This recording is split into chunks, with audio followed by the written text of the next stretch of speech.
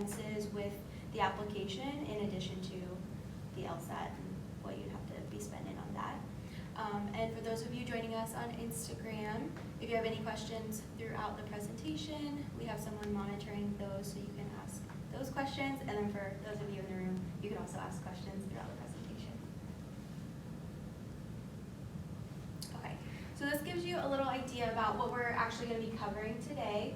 So we're going to talk about the LSAT, what it covers, how it's scored, its format, because it's now in a digital format, when it used to be paper and pencil, and some resources for you to kind of help you get familiar with that digital format part of it. We're going to be talking about different test prep options, so some of those book and online materials, various online and in-person courses, as well as private tutoring.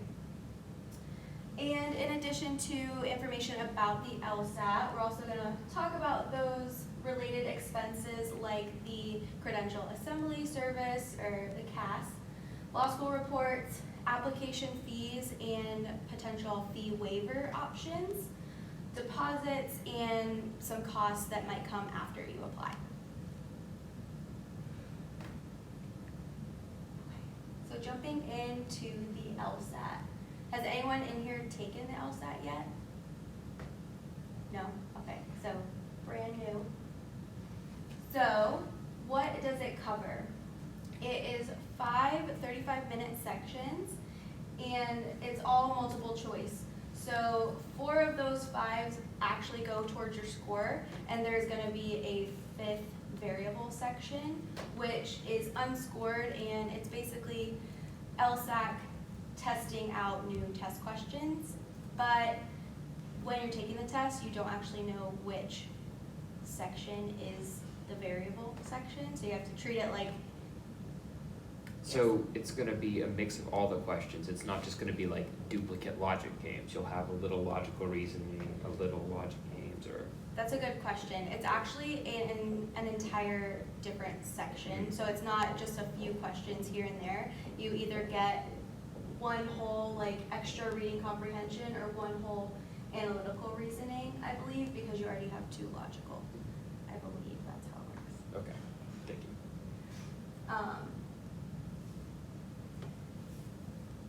Yeah, so like I said, the placement of it is going to vary, so you don't know which one is actually going to be unscored, so treat them all like they're all being scored. And in addition to those multiple choice questions that you have, there's also an unscored writing sample. With this, schools do see this. So even though it's not contributing to your LSAT score, schools could still look at it and use it as part of their admissions decision. So you want to make sure you're still doing well on this. Basically, you're asked to choose between two positions and basically give your argument on one side or the other. And they're really looking for your writing skills, your ability to reason, your ability to organize your thoughts, and demonstrate your writing mechanics. With the LSAT writing portion, test takers actually now have the option, like you don't have to take it on test day. You can actually do this after you've completed your test. You have up to 1 year to complete the writing sample post, once you register for it, you have a year to complete it. And you can do it in your own like convenient time and place as well. So with regards to scoring, the LSAT is the number of questions that you get correctly. They're all the different sections are going to be weighted the same, and the total number that you get right is what matters, and it's what's going towards your score, not like particular questions that you're getting right. And there's no penalty for guessing, so it's okay to guess if you aren't quite sure what the right answer is. So once you do complete those questions, it becomes a raw score, which is then converted into your LSAT score, which ranges from 120 to 180, 120 being the lowest, 180 being the highest. Yes. We have a question from Instagram. It says, what is the benefit of taking the writing section later? And not taking it on test day. Mm-hmm.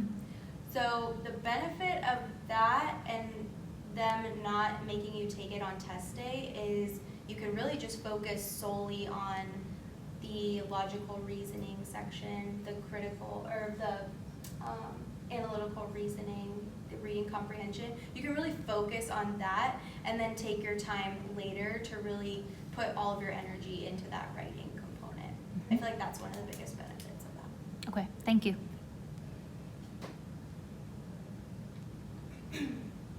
So like I mentioned before, the LSAT is now fully digital. So when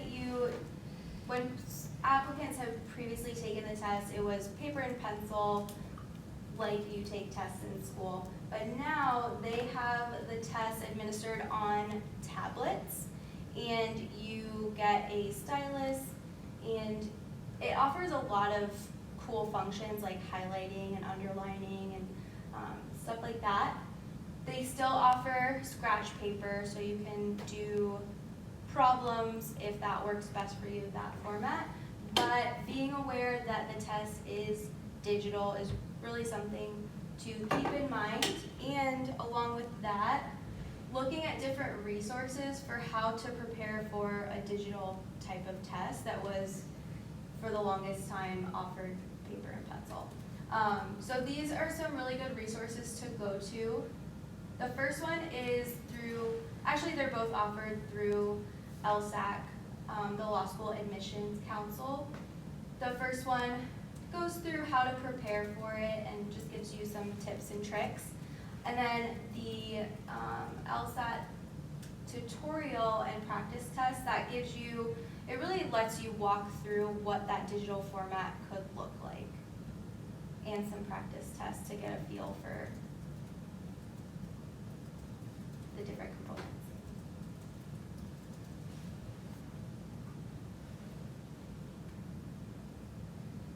Okay. So LSAT preparation, I actually printed out a handout for you all that covers some information we'll be going over. Thank you. Oh, you're welcome.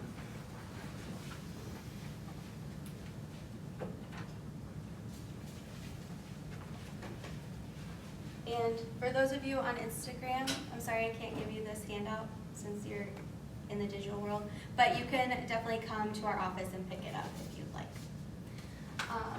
But basically what I gave you is a list of a lot of those popular LSAT prep companies, and it goes through what types of prep they offer, various costs that would be associated with their options, the duration of whatever they're offering, whether it's at your own pace or if it's something that is structured into a certain amount of months, and the website so you can go do some of that research. And on the back, it gives you some information regarding the LSAT prep, actually the LSAT dates that we have, or that we know up until now. And a little disclaimer, which I forgot to mention in the beginning, but basically we don't endorse any of these specific LSAT prep options. It really comes down to kind of doing the research on them and figuring out which one's going to work best for you. Because they all offer different things that for some might work well, and for others you might need a different approach. Okay, so some really important factors to consider when you're starting that search for how you're going to prepare for the LSAT. One big one is learning style. So really kind of honing in on how you learn best, because some of us might learn best auditory. So we might do best when somebody's actually speaking the material and we're hearing it and we're listening to it. Whereas another, they might work best when they are able to read from a book, and that might mean that they're really getting that information and comprehending it. So really figuring out how you learn, that'll help you pick whether you need to do maybe an online format or maybe an in-person. Another big component is thinking about cost and how much you want to or are willing to pay for some of these LSAT prep options. When we go through some of the options, I actually do list some costs there so you can kind of gauge based off of those different mediums how much you could potentially be spending. So that's definitely something to consider. Another being convenience. So for some students, it might be more convenient to do like maybe an online class, even a live online class. Whereas for others, they might not have other responsibilities that they have to tend to, and maybe they can go to an in-person class when they're available nights and weekends or something like that. So thinking about what's going to be most convenient for you. Also considering if different prep options offer things, additional components like practice tests or questions, which kind of goes back to your learning style, and considering if those practice tests or questions are things that you need to really comprehend the information and to ultimately do the best you can on the test. And then the last one being just considering if you want or need individualized preparation, that's going to impact if you need something that's more tailored to you or something that is more broadly given. Okay, so the first one we have on here is self-study materials or online or book options. So you can see those first three. Our office, we actually have a library where you can check out free LSAT prep books. You can check it out right through the front desk. And Khan Academy and Magoosh, they also have free options on their website. Quite a few of these have some free options or free trials that you can test out too. So that goes back to doing some research on these different companies and what they're offering. But LSAC, they have materials right from them that start at 18. Kaplan starts at 35 and PowerScore at 35. But you can see they all go up from there just depending on how many materials you're wanting or what, if you're wanting to do courses or things beyond just the prep materials.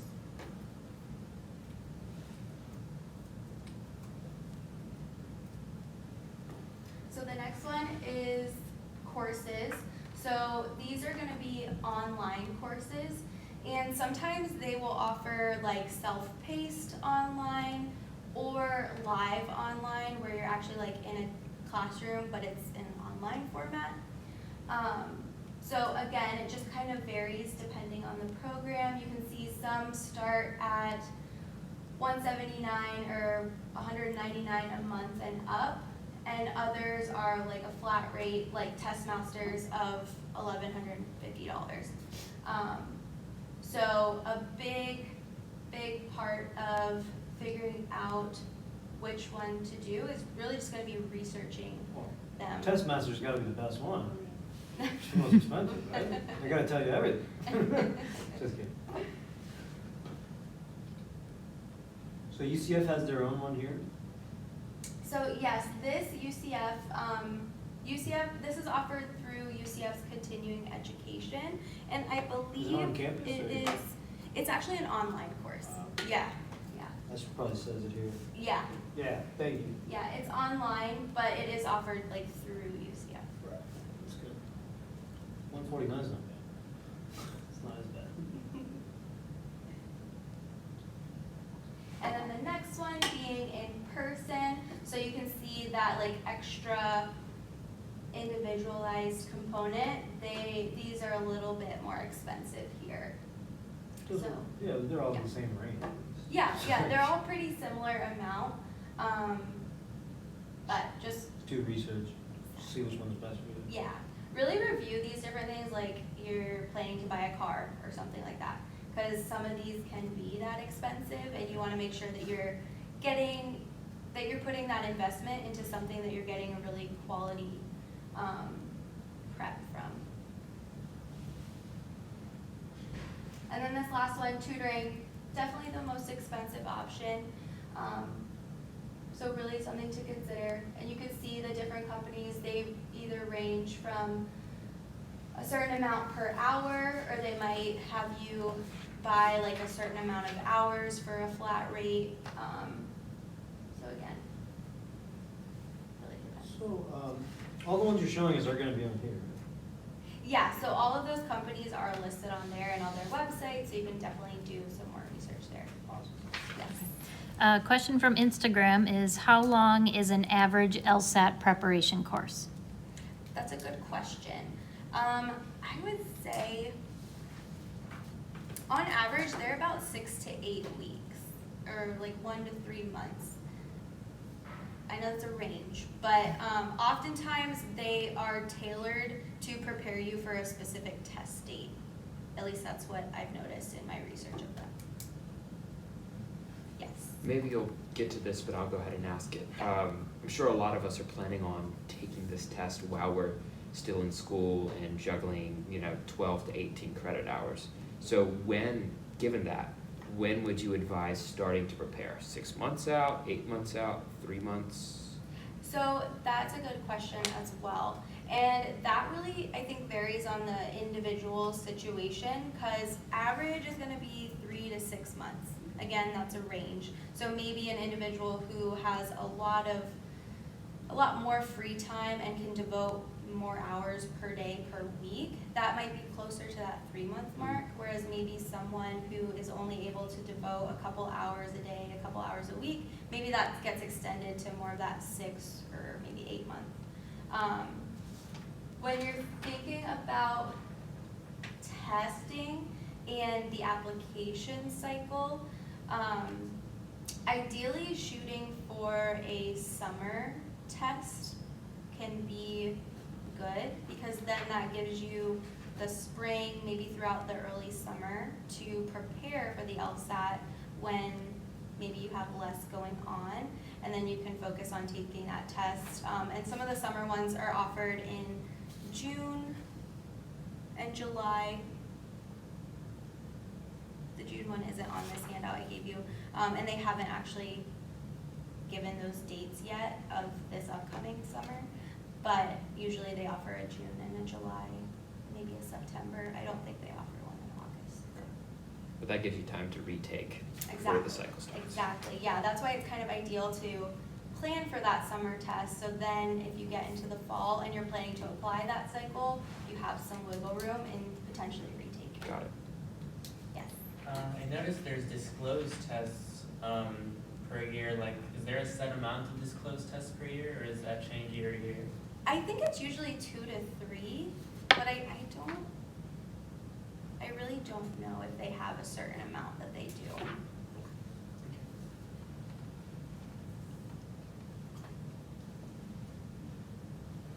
Okay, so this is just a little information from LSAT's website. Basically what this is saying is that they have, there are companies that have gotten their content, like their official content, licensed by LSAT. And sometimes they will offer fee waivers for their LSAT prep for individuals who have gotten the LSAT fee waiver, which is something I will actually go into in a little bit. Just kind of giving you more information about what that fee waiver is. But just so you know, this was pulled right from the LSAT's website. So just to give you a little more context into that. But to show you, so you can see the licensees. So these are some companies that have licensed official LSAT test prep material. And then you can see that other column says offers fee waiver. So the ones with the arrows, 7 Sage, Blueprint, Print, Griffin Prep, LSAT Engine, Metamorphosis, Odyssey. They all offer fee waivers for individuals who have the LSAT fee waiver. But this also goes into a point I've been driving home. Research your LSAT prep, because you can see there's a lot of companies out there really making sure that you're getting what you want out of it.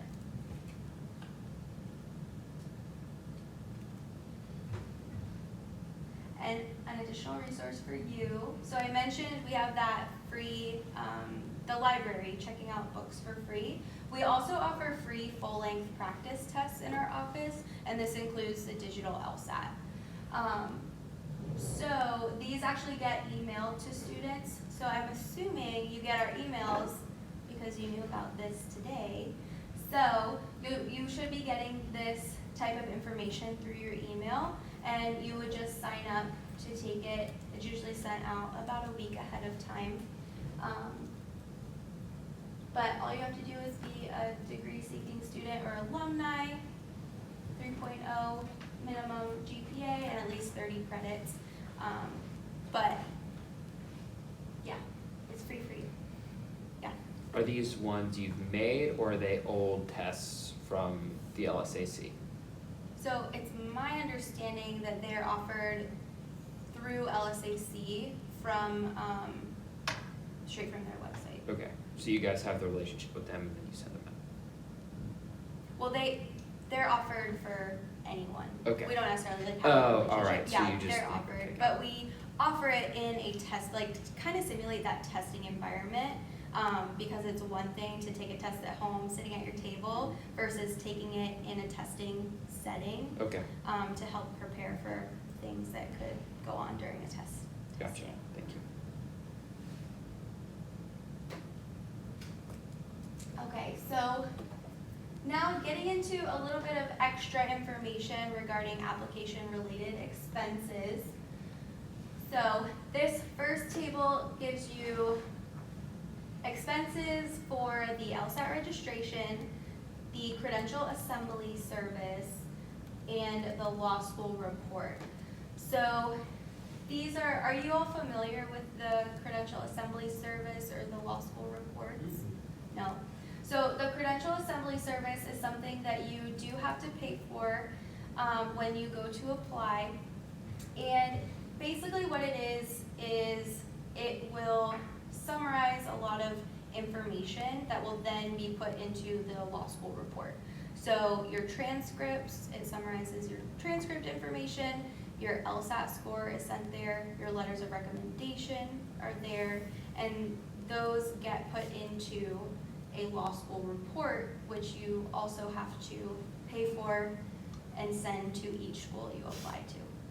So the credential assembly service is a one-time fee, and the law school report is for each school you end up applying. Is this something we should be working on, or is it just something when we're setting out, when we're applying? Yeah, you don't necessarily have to work on it or anything.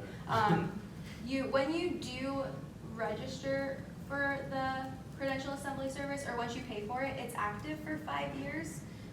So you can potentially Like things buy in it there. early. Yeah. Yeah, but as long as you have it by the time you're planning to apply, that's fine. Yeah. And you can see below that they do offer different packages. So the single report package includes the LSAT with the writing, the CAS, and one law school report, which saves you $10. And the 6 report package includes the LSAT, the CAS, and 6 law school reports, which saves you $15. So you can buy it, either way. It just depends on if you're planning to apply to maybe one school, if you know you're applying to multiple schools. You could save some money that way.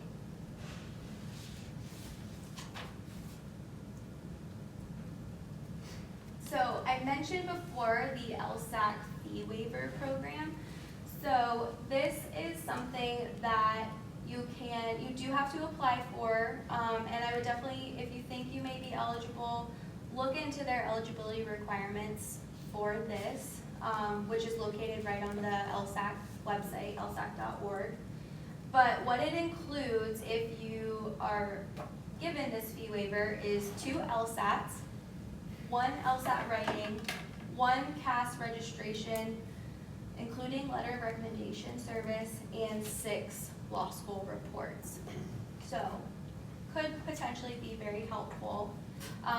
One thing to know, they don't retroactively waive fees. So if you pay for something and then get granted this fee waiver, they won't reimburse you for anything you've already paid for.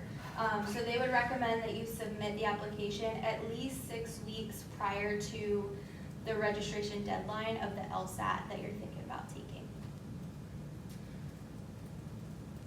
Only with those with extreme need should apply. So I would definitely recommend looking at their eligibility requirements to see if you think you'd be eligible for it. And this is going to be a different fee waiver. You may have heard of schools offering application fee waivers. This is a little bit different and offered straight from LSAC, whereas those individual application fee waivers are offered from individual schools. And a thing to note, some schools will waive their application fees for individuals who have this LSAC fee waiver, but some of them will not, so that's just something to keep in mind, because you may have additional fees even if you are eligible for this fee waiver.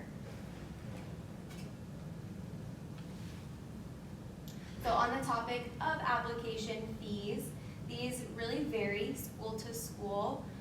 They could range from 0, they might not even require an application fee, to upwards of $100, but again, just kind of varies on the school. But like I said before, many schools do offer application fee waivers. And there's a few different ways that you can actually get these. One being attending law school forums. So the LSAC, they actually have law school forums throughout the year that you could attend. Those are like offered through them. But here at UCF, the UCF Phi Alpha Delta student organization hosts a law school forum each spring. So if you haven't yet, mark your calendars for Wednesday, February 26th. There's going to be a lot of law schools here at the law school forum that you can chat with, maybe get an application fee waiver, but that'll be a really good event. And then if you're unable to attend that, you can always contact schools directly for a fee waiver. Reach out to their admissions office for that. Many times they'll be willing to give one. So another component that can be overlooked is the deposit. So sometimes if you apply to multiple schools, maybe you get a couple acceptances and you want to hold your seat in the class. A lot of schools use these deposits to keep track of how many students they're enrolling. This will be about $200, again, something that can kind of vary school to school, usually credited to your first term's tuition. But if you decide ultimately to decline admission and not attend, they may refund you that money, but they might not. So this gives you a little breakdown of that total cost when it comes to applying. So on average, a student will typically apply to 7 to 10 law schools, but again, can vary. You can apply to more than that, but you could also apply to less than that. It's really important to consider what's important to you in a school and not just apply just because. Because as you can see, it does cost a lot of time, a lot of money. And really doing your research before you're applying. We actually have a how to decide where to apply workshop.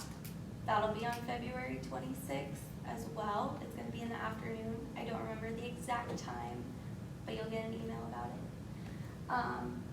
But yeah, if you're not sure how to decide how to research these schools or where to apply, definitely come to that.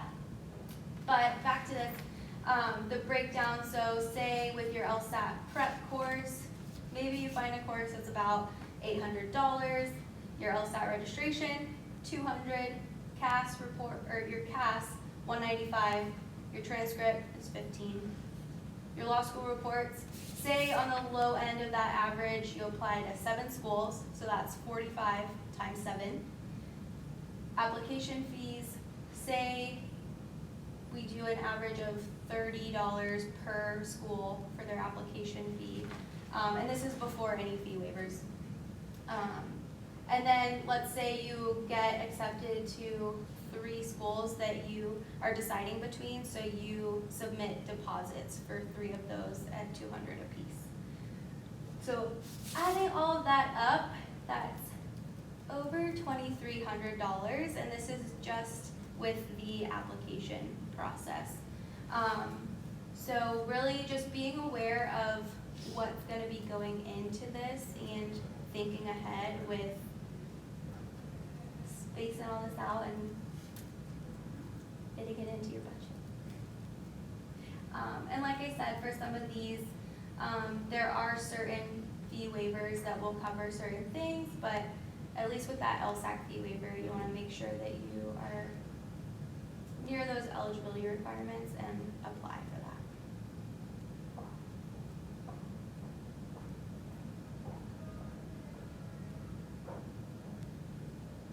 Question? Well, I'm supposed to graduate in the summer. What would you recommend to take one like in October, To take what? the LSAT, Potentially. around that time? Yeah, I mean, Yes. it I could. want to get started as soon as I can, but Yeah. obviously it's not going to be that fall. It'll probably be spring for What to exactly? applying to law school. Oh, applying. Yeah. Well, applications open up typically in September. September. So that would be like a good time to start thinking about like filling out applications, figuring out where you're applying. I typically encourage trying to get your applications in by like end of the year, early January. So that'll give you an idea, thinking backwards about when you want to take the LSAT, and then further thinking backwards when you need to start preparing for the LSAT. That's now. Yeah. How long are your LSAT scores valid for? Is it 2 years, 4 years, forever? Is it 3 years? Wow. I was thinking 3, but I might be wrong. Yeah. I want to update the say test. 3 years, but I don't know off the Okay. top of my head. Sorry about that, but That's I great. think it's 3.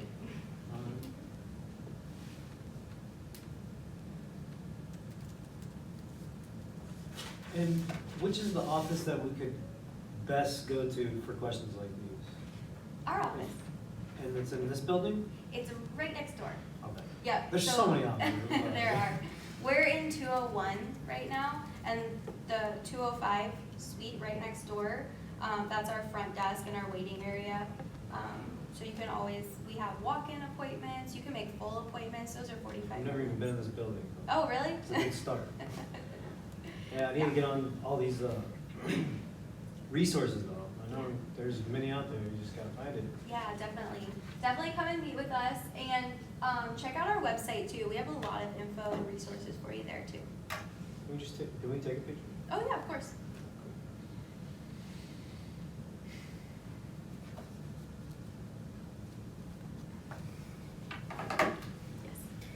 Yes. LSAT scores are good for 5 years, 5 years. 5 years. according to Thank you. Google. We should have known that. Yes. I apologize for not knowing previously. That's right. Here's another one.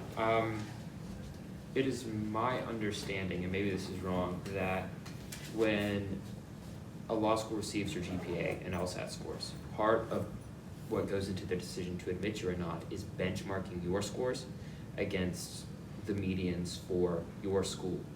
So do you know what the median GPA or LSAT score is for UCF applicants? I don't know that information off the top of my head. It was the median score for applicants. Yeah, for UCF. We do have that data. I want to say loosely, 150 to 152, Okay, loosely, yeah. yeah. Isn't it in the LSAC? I don't have an account yet, but can't you view that stuff in? Yeah. There are, you can see stats nationally Okay. like that, I believe. I know as advisors, we get access to some data reports. Right. You all as applicants, I don't know exactly what you can see and what you can't see. Okay, Yeah. Because in my capstone class now, my teacher is showing us, you know, from legal studies and political, every department in UCF and who's going to law schools and which ones, and how many are applying, how many are getting not denied, what's the other word? waitlisted. Waitlisted, all the different options. And he's giving us a list. I don't know where he got it from, though. I could find out. Mhm. Yeah, But okay. it might have been this LSAC. But like you said, some might just have administrative access. Mhm. I don't know if applicants have it, so. Right. But he showed us that, and that was, you know, gives you an idea. Yeah, Well, I'll hang out up here if you have any additional questions. Appreciate it. But yeah, if not, definitely come and meet with us. We will. Yeah. I will. Appreciate your time, thank you. Yes. thank you very much.